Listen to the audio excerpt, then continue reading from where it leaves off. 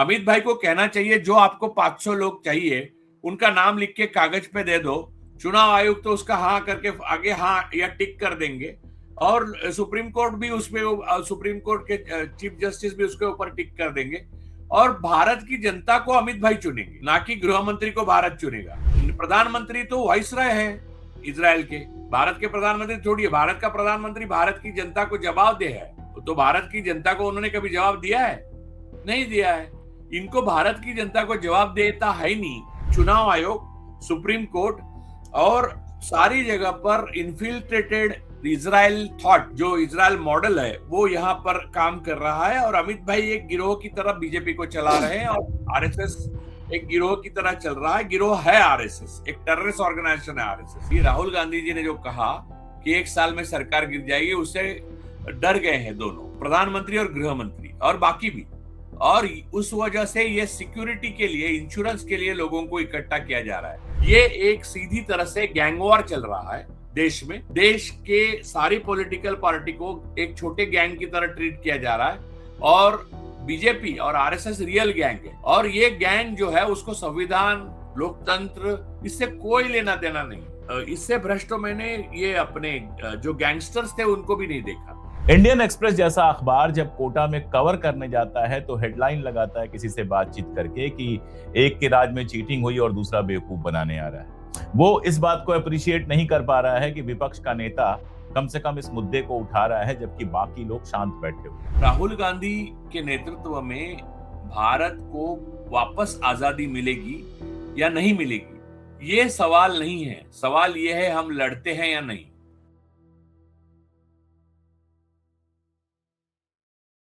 नमस्कार, मैं अशोक कुमार पांडे और स्वागत है आपका टीसीएच पर। हमारे साथ एक बार फिर हैं बड़े भाई मित्र राजू पारुलेकर जी। राजू भाई, बहुत बहुत स्वागत आपका। नमस्ते। महाराष्ट्र इस समय खबरों में है, और खबरों में क्या है, अजीब सा तमाशा चल रहा है। तृणमूल कांग्रेस चुनाव हारी विधानसभा का, और उसके बाद उसके 20 सांसद टूट कर चले गए। एक लेडी कोई थी, कल उनका इंटरव्यू में देख रहा था, बोल रही थी, उन्होंने कहा ममता दीदी से हमें कोई प्रॉब्लम नहीं है, ममता दीदी की वजह से हम जीत के आए हैं, सारा कुछ बोला। और उसके बाद बोला लेकिन राज्य और केंद्र में अगर एक ही सरकार रहे तो विकास ज्यादा होता है। यूसुफ पठान की कहानी जो बताई वो रुहुल्ला मेहदी साहब ने बताई, जो जम्मू एंड कश्मीर में हैं और वहां के सांसद हैं, श्रीनगर से सांसद हैं। उन्होंने कहा कि संसद के अंदर विरोध चल रहा था, और उस समय एनआरसी वगैरह का विरोध चल रहा था, सीए एनआरसी का। उस समय यूसुफ पठान जोर जोर से नारे लगा रहा था, और तभी एक सांसद ने, एक मुस्लिम सांसद ने उनसे कहा कि ऐसा कैसे कर रहे हो, बड़ौदा में कल को तुम्हारे घर पे बुलडोजर चल जाएगा। और उसके बाद वो आदमी जाकर बैठ गया, उसने विरोध नहीं किया। महुआ मोइत्रा ने बताया कि वो कोई और नहीं था, यूसुफ पठान थे। और भी बहुत सारे किस्से हैं। और अब महाराष्ट्र से खबर आ रही है कि एक बार फिर यूबीटी को तोड़ने की कोशिश की जा रही है। और सबसे शर्मनाक ये है कि हमारा मीडिया इस पर सवाल उठाने की जगह इसको ऑपरेशन बता रहा है, जैसे कि कोई पॉलिटिकल गेम है जो सक्सेसफुल हो गया है। यह ऑपरेशन नहीं है, कुछ और है। क्यों राजू भाई? जी जी, ये ऑपरेशन बिल्कुल नहीं है, और ना ही टाइगर है ना और कुछ है। देखिए, ये नाम वाम देकर इसको ग्लोरीफाई करने की कोशिश ना करें।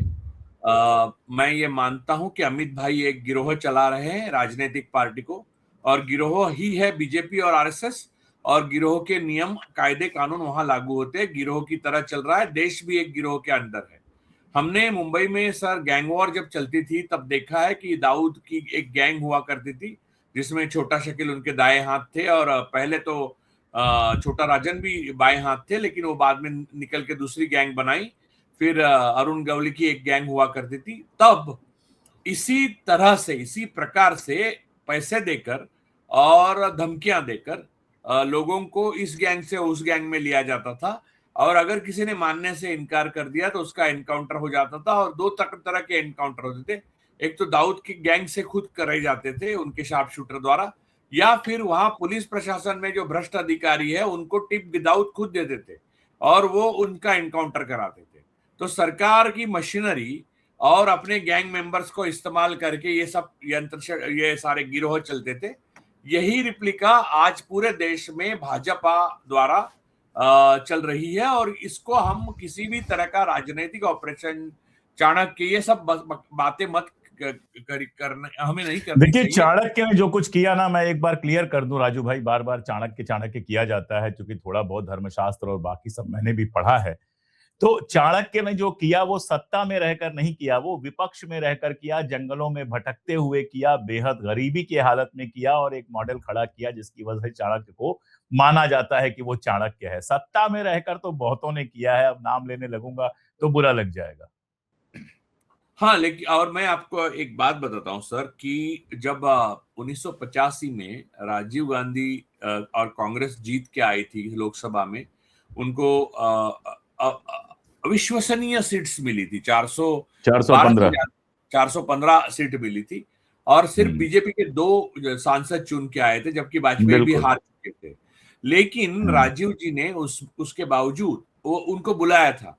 तो इसे लोकतंत्र कहते हैं, इसे संविधान पे इसे प्यार करना कहते हैं, इसे अपने ताकत का गलत इस्तेमाल ना कहना कहते हैं। अभी तो देखिए, चोरी करके, वोट चोरी करके, ईवीएम की चोरी करके 240 सीट इन्होंने लाई है, जबकि विपक्ष को 316 सीट मिली थी। और अगर ईवीएम्स वाकई ने बंगाल सच, बंगाल में ईवीएम्स ने आत्मदाह कर लिया, बेचारे इतना शर्मिंदा हाँ, हुई कि उन्होंने खुद को आग लगा लिया और जल सुसाइड गई। कर दी। ये लोकसभा सुसाइड कर चुनाव लिया। में खुद मोदी हारे हैं, और मोदी कोई प्रधानमंत्री एक्चुअल नहीं है। 316 सीट इंडिया गठबंधन को मिल चुकी थी, और आज राहुल गांधी प्रधानमंत्री होते अगर ये सही तरीके से होता। लेकिन उसके बावजूद 240 में सिमट जाने के बावजूद ये जो चोरियां चल रही है, ये तो देखिए, जज लोया की मृत्यु के बाद जो इन्हें अभय मिला है और जिस तरह से न्यायपालिका ने अभय दिया है, उद्धव ठाकरे के साथ जो शिंदे सेना का जो हुआ, शिंदे सेना भी कहना गलत है, शिंदे का गिरोह अलग से टूट गया। उसके बाद जो हुआ है गुवाहाटी में, हमने लोकतंत्र के नाम पे नंगा नाच देखा। तो ये सारी चीजें जो हुई है, उसके बाद भी हमें इसे राजनीतिक और संविधानिक या ऑपरेशन कुछ तो ऐसा कहना गलत है। लोकतंत्र की हत्या की जा रही है, ऐसा उस वक्त मैंने कहा था। आज लोकतंत्र की हत्या हो चुकी है, और इसमें सुप्रीम कोर्ट भी पूरी तरह से शामिल है। इसमें कोई ऐसे ही देखिए, चुनाव आयोग, सुप्रीम कोर्ट और सारी जगह पर इन्फिल्ट्रेटेड इजराइल थॉट, जो इजराइल मॉडल है, वो यहाँ पर काम कर रहा है। और अमित भाई एक गिरोह की तरह बीजेपी को चला रहे हैं, और आरएसएस एक गिरोह की तरह चल रहा है। गिरोह है आरएसएस, एक टेररिस्ट ऑर्गेनाइजेशन है आरएसएस। तो ये सब होने के बाद आप ये कहेंगे कि अब ये चुन के आएंगे 2029 में, हम चुन के आएंगे और विपक्ष, अरे आप मीनाक्षी नटराजन को चुन के नहीं ला सके, चुनकर नहीं ला सके राज्यसभा में, जो कि सीधी जीत थी उनकी। तो आप कुल मिला के ये समझिए, ये जो उद्धव ठाकरे की जो लोग जो चुन के आए हैं, वो अगर टूट के जाते हैं तो इसके बाद तो इलेक्शन लेने ही नहीं चाहिए। अमित भाई को कहना चाहिए, जो आपको 500 लोग चाहिए उनका नाम लिख के कागज पे दे दो, चुनाव आयोग तो उसका हाँ करके आगे हाँ या टिक कर देंगे, और सुप्रीम कोर्ट भी उसमें, सुप्रीम कोर्ट के चीफ जस्टिस भी उसके ऊपर टिक कर देंगे, और भारत की जनता को अमित भाई चुनेंगे, ना कि गृह मंत्री को भारत चुनेगा। प्रधानमंत्री तो वाइसराय हैं इजराइल के, भारत के प्रधानमंत्री थोड़ी है। भारत का प्रधानमंत्री भारत की जनता को जवाब दे है, तो भारत की जनता को उन्होंने कभी जवाब दिया है? नहीं दिया है। इनको भारत की जनता को जवाब देता है नहीं। इनके पेट्रोलियम मंत्री एप्स्टीन को क्यों मिले, उसका जवाब नहीं है। इनके जो रोड मिनिस्टर है वो पेट्रोल में गन्ने का जूस क्यों डाल रहे हैं, उसका जवाब नहीं है।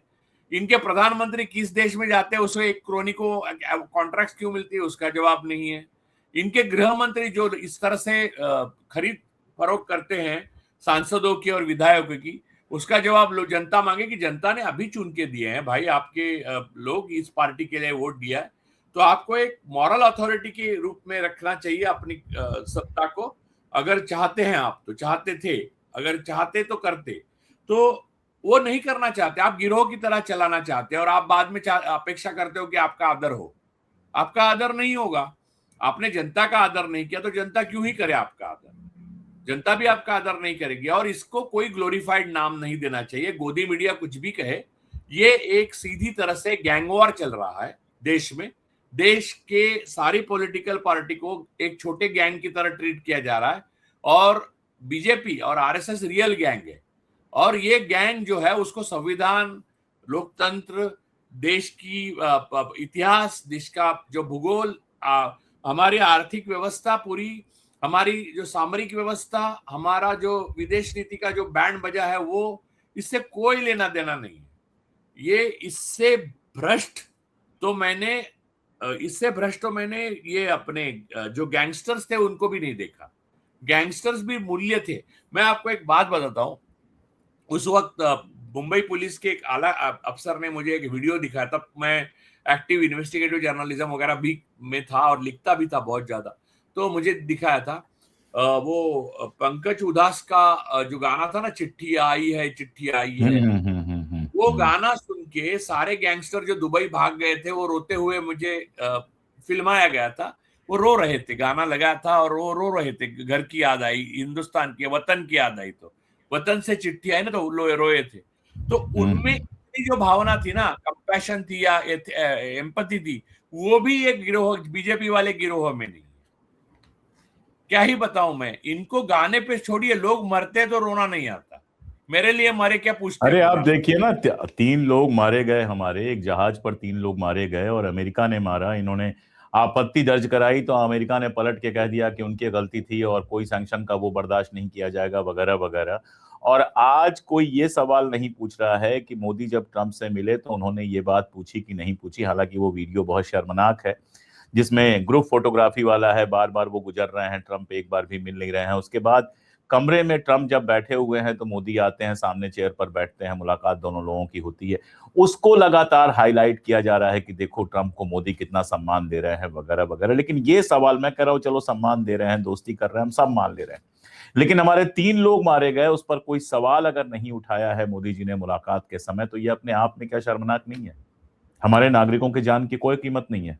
सर, पहले तो हम सम्मान की बात पूरी कर देते हैं। आज गोदी मीडिया में जो कहा जा रहा है, मैं आपको एक बात बताता हूँ, भारत के लोगों को ये मालूम नहीं है कि पूरी वेस्टर्न कल्चर में आप कोई शेक हैंड करने के लिए खड़ा आदमी आए तो बैठ के शेक हैंड करना उचित नहीं माना जाता। उस आदमी के सम्मान के लिए नहीं, बाद आपके में खड़ा सम्मान। हुआ, बाद में खड़ा हुआ है ट्रम्प। इमीडिएटली खड़ा होना पड़ता है। तो मैं हमेशा हाँ। जिंदगी में खड़ा रहा, क्योंकि मैं वहां था, तो मुझे मालूम है खड़ा रहना। तो आपका दुश्मन भी, यानी आपको मालूम है कि स्टालिन के टाइम में या सोवियत यूनियन के टाइम में दूसरे दिन जिनको फांसी हुई थी या मन में स्टालिन ने ब्लैकलिस्टेड कर दिए थे, वो नेता भी आते तो स्टालिन खड़े होके शेक हैंड कर देते। तो ट्रम्प ने कोई सम्मान नहीं दिया। उल्टा मैंने देखा कि G7 वाला वो जो तस्वीर है, एक फैमिली टाइप, उसमें ट्रम्प ने पूरी तरह से, ट्रम्प साहब इग्नोर ने किया। मोदी को वो किया, नजरअंदाज किया, टालने की बिल्कुल। कोशिश की। और वो पीछे पीछे घूम, यहां वहां घूम रहे हैं, एक एक मधुमक्खी की तरह। वो फूल के बाजू में घूमती है ना, भौरे ने खिलाया फूल फूल वो मिल गया, और वो राजकुमार को ढूंढ रहे हैं। तो वो राजकुमार कोई वो नहीं कर रहा है, इनको खड़ा नहीं कर रहा है। तो आखिर थके मांदे वो पीछे पीछे पीछे रूम में गए, तो सोचा उन्होंने पकड़ ही लेता हूं। अब बाजू वाली कुर्सी को सरकाया और हाथ आगे किया, हाथ आगे किया। तो और वो उनकी फेमस पोज है ना कि टेबल पे क्या है ऐसा भी पूछेगा तो ऐसी तस्वीर आएगी ना, है ना। तो वो जैसे कि ये पोजीशन में मैं आपको तस्वीर अगर स्टील फोटोग्राफ निकाल दूं तो लोग सोचेंगे कि राजू परोलेकर ने खड़ी खड़ी सुनाई आज अशोक पांडे जी को। वास्तव में मैंने कुछ भी नहीं सुना है, बस मैंने ऐसा हाथ किया है। तो स्टील क्यों दिखा रहे हो, दिखाइए ना क्या सुना है। इन्होंने कुछ नहीं किया है, ये डरे हुए थे अंदर से कि ट्रम्प कहीं कुछ बोल ना दे बड़ी आवाज में। और पूरी तरह हाँ, से वो तो एक बदतमीज आदमी है। दोस्त है, उसको बचाने के लिए वो हमारे भारत के 140 करोड़ लोगों के लिए फांसी के फंदा बन चुका है, अमेरिका के हाथ का। तो वो 2 क्रोनीज जो हैं हिंदुस्तान के, उनको बचाने के लिए वो, ये मॉडल है ना सर, ये पूरा मॉडल है ना। ये मजेदार लोग, मेरे दोस्त ने एक मुझे बताया कि गुज्जू मॉडल है, गुजराती और जू जायोनिस्टों की प्रतिनिधित्व कर रहे हैं लोग। तो गुज्जू उसके लिए उसको कहा गया। तो बात यह है सर कि ट्रम्प साहब ने कोई सम्मान ना ही भारत का किया, ना प्रधानमंत्री का, तो मन में उनके सम्मान ही नहीं। सर, प्रधानमंत्री के बारे में मैं आपको 2 बातें बताता हूं शॉर्ट में और खत्म कर देता हूं प्रधानमंत्री के सम्मान के बारे में। जब नेहरू जीवन में 2 बार यूनाइटेड स्टेट्स ऑफ अमेरिका गए, तो उनको लेने के लिए उनकी अपनी प्लेन की सीढ़ियों पे राष्ट्रपति अमेरिका के आए, वो अलग अलग थे। बिल्कुल। दूसरी बार अपने केनेडी थे, पहली बार जॉनसन थे, तो ट्रूमन थे, सॉरी, पहली बार ट्रूमन थे, दूसरी बार केनेडी थे, दोनों ऊपर आए अंदर प्लेन में और उतार के लेके गए। उसके बाद एक कहानी है नेहरू के बारे में, मैं आपको बताता हूं। कल ही मुझे एक जोहर साहब है जो वाइस चांसलर 2 बार रहे, 90 साल के, उन्होंने कहा, मुझे याद आ गया, अरे यार ये भी कहानी है। नेहरू जब गुजर गए, नेहरू का देहांत हुआ, तब हमारे वाईबी चौहान जो मंत्री, वो यूएस में थे, वॉशिंगटन डीसी में थे। तो उस वक्त जो अमेरिका के अध्यक्ष थे, राष्ट्रपति थे जॉनसन, उन्होंने नेहरू के गुजर जाने की खबर से उनको बहुत आहत हुए और पूरे अमेरिका में पूरे दुनिया में ही शोक की लहर फैलाई। तो उन्होंने वाईबी चौहान साहब को जो प्रेसिडेंट का प्लेन होता है वो प्लेन दिया और कहा इस प्लेन से आप फौरन निकलिए और नेहरू की अंत्येष्टि को आप पहुंच जाइए। उस वक्त इतने प्लेन में नहीं करते थे, तो उनको भेजा गया। वाईबी चौहान उस प्लेन से आए सर, प्रेसिडेंट के। तो ये जो सम्मान है ना, उसकी बराबरी तो खैर मैं किसी की करना नहीं चाहता उसके बाद, लेकिन कंपेयर करना ही नेहरू जी का अपमान है, मुझे तो ये लगता है। हाँ, एक दूसरी बात, ट्रम्प साहब ने ये बोल दिया मोदी के बारे में, मैं चाहूं तो मोदी का राजनीतिक करियर तबाह कर सकता हूं। किस प्रधानमंत्री के बारे में, I don't want to ruin मोदी's political career। हाँ, तो किस प्रधानमंत्री के बारे में, भारत के प्रधानमंत्री अच्छे बुरे बहुत हुए, लेकिन किस प्रधानमंत्री के बारे में अमेरिका के राष्ट्रपति की ये हिम्मत हुई कहने की? तो एक्चुअल में पलट के कोई जवाब नहीं दिया गया। अगर वो तो भाई ब्लफ मास्टर है, मान लीजिए उसने ब्लफ ही किया तो पलट के जवाब चुनौती देनी चाहिए थी कि करके दिखाओ। ये दे ही नहीं सकते। दो बात है, वो वाकई सच बोल रहे थे ट्रम्प, और दूसरा हमें मालूम है ना किसकी गर्दन फंसी हुई थी वहां पर, खुद साहेब की और साहेब के मित्र की। तो वो फंसी हुई गर्दन की वजह से हम सूली पे चढ़ रहे पूरा देश, और उसी कारण अंदर जो तानाशाही उनकी बढ़ती जा रही है, जिस कारण अमित लोग अब गुर्गे इकट्ठा कर रहे हैं अन्य पार्टियों से। उनको गुर्गे ही कहना चाहिए, सांसद या विधायक अच्छा, कहना बहुत एक थ्योरी तो ये है राजू भाई कि डिलिमिटेशन बिल वगैरह लाना चाहते हैं अगले चुनाव से पहले, इसलिए 2/3 से ऊपर बहुमत इकट्ठा कर रहे हैं। दूसरी थ्योरी ये है कि ये डर है कि जो सहयोगी हैं कहीं पीछे ना हट जाएं, तो अपने पास ही इतना इकट्ठा कर लें ताकि सरकार न गिरे। राहुल गांधी ने कहा था कि 1 साल के अंदर सरकार गिर जाएगी। आपको क्या लग रहा है? सर, लॉजिकली देखिए तो डिलिमिटेशन के लिए इतने लोगों की जरूरत है अगर आपको, तो इतने लोग इकट्ठा करने की बजाय आप डिलिमिटेशन कर ही भी दे तो कौन क्या ही करेगा। इतना अनाचार कर रहे हैं आप, इतना अत्याचार कर रहे हैं, इतने सांसद तोड़ रहे हैं, पार्टियां टूट रही है, इलेक्शन चुरा रहे हैं, ईवीएम जला रहे हैं, सुप्रीम कोर्ट आपके हाथ में, तो डिलिमिटेशन के लिए कौन ही रोक सकता है।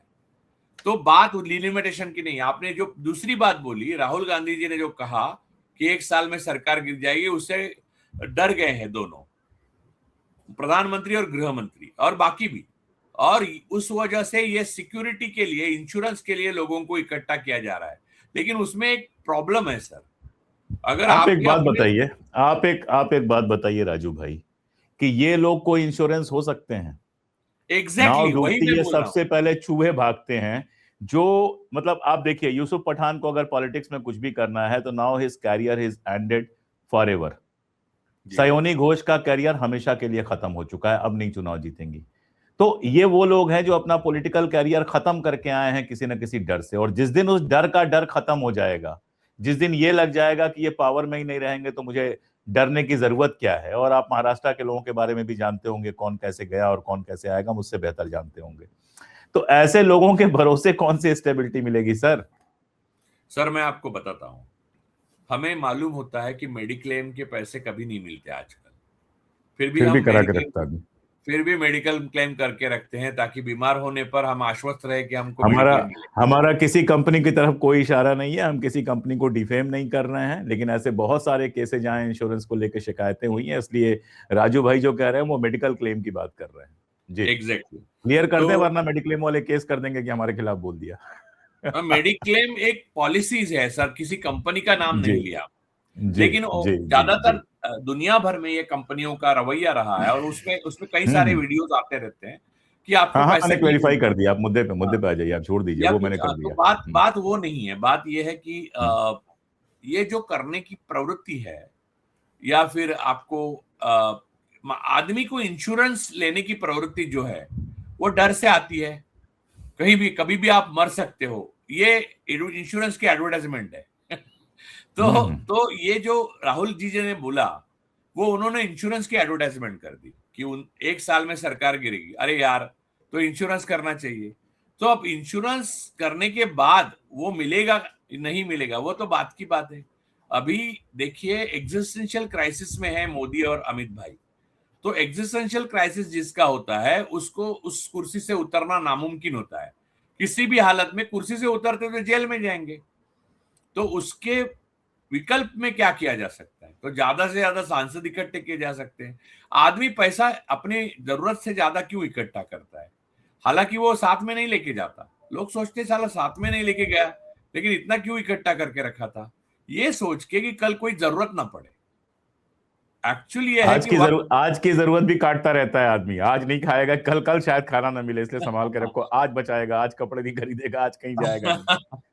तो और फिर एक दिन खत्म हो जाता है बेचारा, पैसे तो वही रह जाते हैं।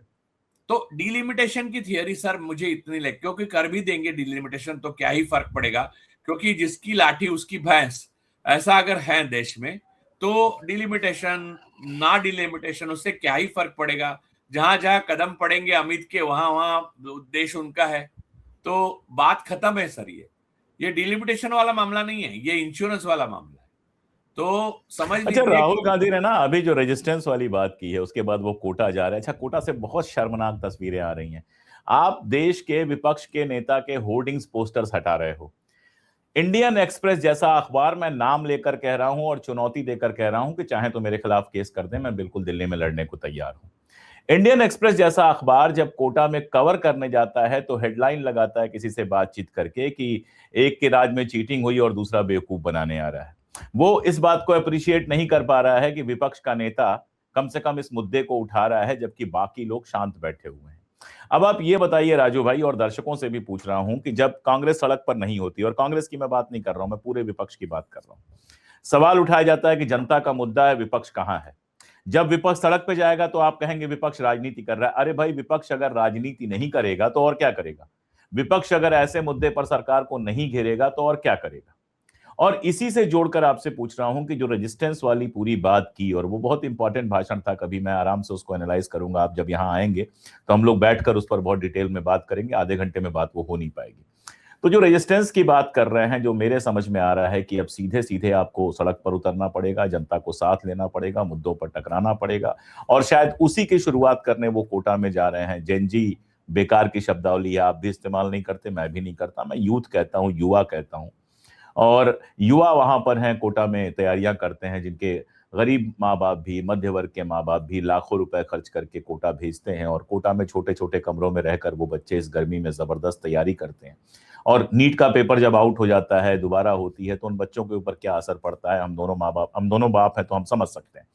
तो वहां से जब शुरू कर रहे हैं और रेजिस्टेंस की बात कर रहे हैं, आपको आगे क्या दिख रहा है कि क्या करते हुए आपको राहुल गांधी कम से कम नजर आ रहे हैं? बाकी एक और चीज है जो मैं कह के खत्म कर दे रहा हूं, आप चाहें तो उसको ध्यान देना, चाहें तो उसको अवॉइड कीजिएगा, कि एक बड़ी समस्या आज मुझे लग रही है कि इस देश के अंदर राष्ट्रीय नेता नहीं है, और जो क्षेत्रीय दलों के नेता हैं उनकी सोच राष्ट्रीय नहीं है। अपने प्रदेश में किसी तरह से सरकार में पहुंच जाए, किस तरह से सत्ता में पहुंच जाए, उससे ज्यादा सोचने का उनके पास होता नहीं है।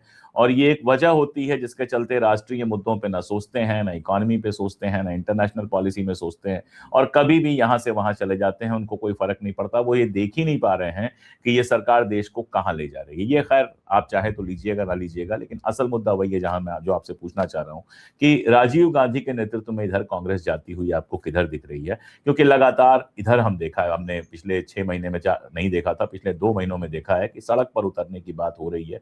एनएसयूआई, यूथ कांग्रेस उतर भी रहे हैं, और अब सीधे कांग्रेस उतर रही है जब राहुल गांधी कोटा जा रहे हैं। देखिए, राहुल गांधी जी के नेतृत्व को कोई अब विकल्प नहीं है। ये विपक्ष के सारे क्षेत्रीय दलों को समझना चाहिए, क्योंकि क्षेत्रीय दल जो है वो ज्यादातर पारिवारिक है। कुछ अपवाद है उसमें, जैसे ममता जी का अपवाद था, लेकिन ज्यादातर पारिवारिक है। वो तो भी पारिवारिक है, पहली पीढ़ी थी, अगला अभिषेक को लेके आ रही थी। हाँ, लेकिन खैर वो खुद पारिवारिक यानी किसी बैकग्राउंड से नहीं आई थी, लेकिन हाँ, नहीं आई थी, लेकिन पहली पीढ़ी थी। हाँ, हाँ। तो बात ये है कि उनको सबको अब समझ में आना चाहिए कि पहले देश बचाना है, फिर अपने क्षेत्रीय दल आप मजबूत कर सकते हैं। कांग्रेस के टाइम में नए नए क्षेत्रीय दल बने भी और मजबूत भी हुए। तो देश में लोकतंत्र हो तो क्षेत्रीय दल मजबूत होंगे और बनेंगे। तो ये क्षेत्रीय दल को नष्ट करने की जो मुहिम चालू की है आरएसएस और बीजेपी ने, उसको अगर रोकना है तो राहुल गांधी के मजबूत नेतृत्व में विपक्ष को एक साथ खड़ा होकर लड़ना चाहिए रास्ते पर, जनता को लेकर। ये जो खरीद फरोख्त चल रही है उसमें पड़ना ही नहीं चाहिए। जाना है जाओ, करना है करो, क्योंकि सांसद क्या विधायक क्या आप खरीदने की चीज अगर हो तो क्या ही रहा। इंसान को अपनी जिंदगी में दो ही चीजें नहीं करनी चाहिए, एक इंसान को खरीदना नहीं चाहिए या इंसान के हाथ खरीदा नहीं जाना चाहिए। तो ये दो ही चीजें बिकना नहीं होती है। चाहिए तो और खरीदना नहीं चाहिए। बिकना नहीं चाहिए और खरीद। मुझे एक बार पूछा गया था, सॉरी टू डाइवर्ट, लेकिन एक ही लाइन में बोलता हूँ कि कितने पैसे होने चाहिए आपके पास। मैंने कहा कि इतने होने चाहिए कि मुझे कोई खरीद ना सके और मैं किसी को खरीदने की सोच ना सकूं। तो ग्रेट। ये जो है डिट्टो। ये +1। Yes +1 ditto. जी जी जी जी। तो ये जो है, जो खरीदे जा रहे हैं और जिनको खरीदना इतना आसान हो गया है या डराना इतना आसान हो गया है, उनके बारे में ना बोले तो उचित है, क्योंकि वो जनता के लिए क्या अपने परिवार के लिए बोझ है। तो आगे जाकर उनके जो परपोते वगैरह है वो उनका नाम भी नहीं लेंगे, काले पन्ने में लिखा जाएगा। सात्विकी सावरकर की तरह बेचारों को बताना पड़ेगा कि 10 बार हाँ, माफी मांगा। 10 माफी। हम तो अरे 5 ही 6 जानते थे। सर हम 6-7 बोल रहे थे तो सात्यकी ने पूरा काम हाँ कर दिया। मुझे लगता है एक दिन ग्रेट। गुस्सा आ गया, बोला ये आदमी अपने घर में पैदा होके इतनी माफी मांग, रोज का चक्कर लगाने से एक ही बार सेटल कर दे। खैर, लेकिन बात यह है सर कि लोगों को, नेताओं को, क्षेत्रीय दलों को यह समझना चाहिए कि राहुल गांधी के नेतृत्व में आपको आपसी मतभेद हो सकते हैं, रंजिश हो सकती है, आपको कोई नेता आपको जब चाहे जैसा चाहिए वैसा मेड टू ऑर्डर नहीं मिलेगा। आपको आज लेनिन चाहिए तो लेनिन नहीं मिलने वाला। आज आपके सामने और आपके पास राहुल जी है, और राहुल जी एक ऊर्जावान है और अपनी बुद्धि के धनी है और लड़ने की क्षमता रखते हैं। तो उनके साथ रहना सब दलों को बहुत जरूरी है। अरविंद केजरीवाल के लिए ये बिल्कुल। बात नहीं कह रहा हूं, क्योंकि वो आरएसएस के साथ पहले ही मिल चुके हैं और वो क्रोनिक के उनको भी साथ जाने दीजिए, उन पे हम लोग आज उन पे बात नहीं करेंगे, छोड़ देते हैं। एक लाइन में उनको ही इज मैंने नॉट वो दैट इम्पोर्टेंट। अपवाद हाँ अपवाद बस एक बता लाइन दिया। में बोल दिया यस। आपने जी। जी जी तो बस। बस बाकी सारे जो दल है उनको इकट्ठा होकर लड़ना चाहिए और इस लोकतंत्र की लड़ाई को पूरा अंजाम देना चाहिए। राहुल गांधी के नेतृत्व में भारत को वापस आजादी मिलेगी या नहीं मिलेगी, ये सवाल नहीं है। सवाल ये है हम लड़ते हैं या नहीं। देखिए, फैसिज्म के बारे में आपने तो किताब लिखी है, फैसिज्म के बारे में हमेशा एक आपके पास विकल्प होता है। आपको जीतने का या हारने का विकल्प नहीं होता, आपने लड़े या नहीं लड़े ये विकल्प होता है। तो आप लड़े या लड़े। हथियार डाल दिया। यस, तो आप लड़े वो होना चाहिए। तो राहुल जी का नेतृत्व आपको मानना चाहिए, क्योंकि राजनीतिक पटल पे उनके जितना रिसोर्सफुल और लीडर ऑफ ऑपोजिशन और लड़ने के लिए तैयार, और उन्होंने किसी से पंगा लेने में कोई कसर नहीं रखी है। तो ऐसे नेतृत्व के नीचे आपको छत्र छाया में काम करने के लिए कोई बाधा नहीं आनी चाहिए। आज के तारीख में आप अमित भाई और मोदी जी के नेतृत्व में अगर सरकारें बनने की जगह गिरोह बन रहे हैं तो आपको ये लड़ाई तो लड़नी ही है। इतना तो आपको देश के प्रति आपका प्यार होना चाहिए और देश के लिए लड़ना चाहिए, देश को बचाने के लिए लड़ना चाहिए। इस देश की ऊर्जा, इस देश की इसका लोकतंत्र और संविधान, ये तीनों को बचाने की ये लड़ाई है। ये लड़ाई किसी भी छोटे परिवार के या बड़े परिवार के स्वार्थ की लड़ाई नहीं है। तो इसको अगर हम ठीक से समझे तो हम ठीक से लड़ सकते हैं। और इतने गए उतने आए, ऑपरेशन ये हो रहा है, ऑपरेशन हो रहा है, वो जो जो प्लेन आ रहे हैं, प्लेन जा रहे हैं। अमित भाई यहाँ पर प्लेन भेजे थे कल कुछ इसको लाने के लिए प्राइवेट। तो ये सारी जो बातें थी, वो भारत को जिन लोगों ने कुछ भी नहीं था, सिर्फ बैलगाड़ियां हुआ करती थी, वहां से लेके प्लेन तक लाया, उनका अपमान नहीं करना चाहते हम ये सांसद और विधायक जो बिक रहे हैं उनकी बात करके। हम चाहते हैं कि ये लड़ाई रास्ते पे लड़ी जाए और इनको सत्ता से बेदखल किया जाए, और उसके बाद उसका जो कॉन्सिक्वेंसेस है संविधान के प्रति द्रोह करने का, ये देशद्रोही है। तो देशद्रोह का जो अंजाम है वो आरएसएस और बीजेपी को भुगतना पड़े, और जो बाकी सारे विपक्षी दल है वो बाद में अपनी अपनी जो शाखाएं हैं या अपने अपने क्षेत्रीय जो वर्चस्व की लड़ाई है वो लड़े। मैं तो ऐसा मानता हूं। अगर ऐसा कोई मानता नहीं है तो वो भी कल अमित के हाथ बलि चढ़ जाएगा। मैं तो इसके आगे मानता हूं राजू भाई कि देश का तो मामला है ही, आपने उसको बहुत विस्तार से बता दिया, मुझे दोहराने की जरूरत नहीं है। अपना अस्तित्व बचाने के लिए भी अब लड़ना जरूरी है, वरना ये जो क्षेत्रीय दल हैं उनका अस्तित्व बचेगा ही नहीं, वो पूरी तरह से खत्म हो जाएंगे। ना नाम बचेगा, ना निशान बचेगा, ना कुछ और बचेगा। आप देखिए जो ममता बनर्जी का पूरा खेल हुआ है, अभी सब लोग कह रहे हैं, सारे लोग मुझे नियम बता रहे हैं कि नहीं ये वाला नियम है, ये वाला कौन सा नियम आजकल कोर्ट में चल रहा है? कौन सा नियम चला? अगर अमित भाई चाहेंगे, बिरला जी जहां चाहेंगे अमित भाई वहां बिरला जी सिग्नेचर कर देंगे, और जहां बिरला जी सिग्नेचर कर देंगे वही कानून बन जाएगा। पिछले 5-7 साल से हम लोग यही देख रहे हैं। तो आराम से उनकी नई पार्टी भी बन जाएगी, या किसी अनजानी पार्टी में विलय भी हो जाएगा, उनको चुनाव चिन्ह भी मिल जाएगा, और केंद्रीय ऑफिस जो पार्टी का होगा उसकी चाबी भी उनको मिल जाएगी। कोई कुछ नहीं कर पाएगा। तो अपना अस्तित्व बचाने के लिए भी लोकतंत्र के साथ साथ अपना अस्तित्व, अभी तक इन लोगों को यही लग रहा था कि लोकतंत्र बचे ना बचे, देश में सांप्रदायिकता हो ना हो, हमें क्या फर्क पड़ता है, हमारी सरकार बची रहे। अब हमारी सरकार तो छोड़ दीजिए हुजूर, आपकी पार्टी बचा रहना भी मुश्किल हो गया है। इसलिए आपको सोचना पड़ेगा कि रास्ता क्या है। एक रास्ता वो है जो राहुल गांधी दिखा रहे हैं, और दूसरा रास्ता मतलब अमित भाई तो जहाज भेज ही देंगे, तो तय उन्हीं को करना पड़ेगा, जहाज में बैठना है या जमीन पर उतरना है। हम तो बात ही कर सकते हैं, हम कह सकते हैं, और क्या। शुक्रिया राजू भाई, कोशिश करेंगे कि आपको थोड़ा जल्दी जल्दी बुलाया जाए। हमारे दर्शक गालियां देने लगते हैं आप कुछ दिन नहीं आते हैं तो उनको ये समझ में नहीं आता है कि कई बार आप बिजी होते हैं, कई बार कोई और बात पड़ जाती है। उनको लगता है अशोक पांडे जो है वो राजू भाई को क्यों नहीं बुला रहा है। तो मैं बुलाता रहूंगा, आप समय निकालते रहिएगा, लगातार हम लोग बात करते रहेंगे। बहुत शुक्रिया राजू भाई, बहुत थैंक यू शुक्रिया।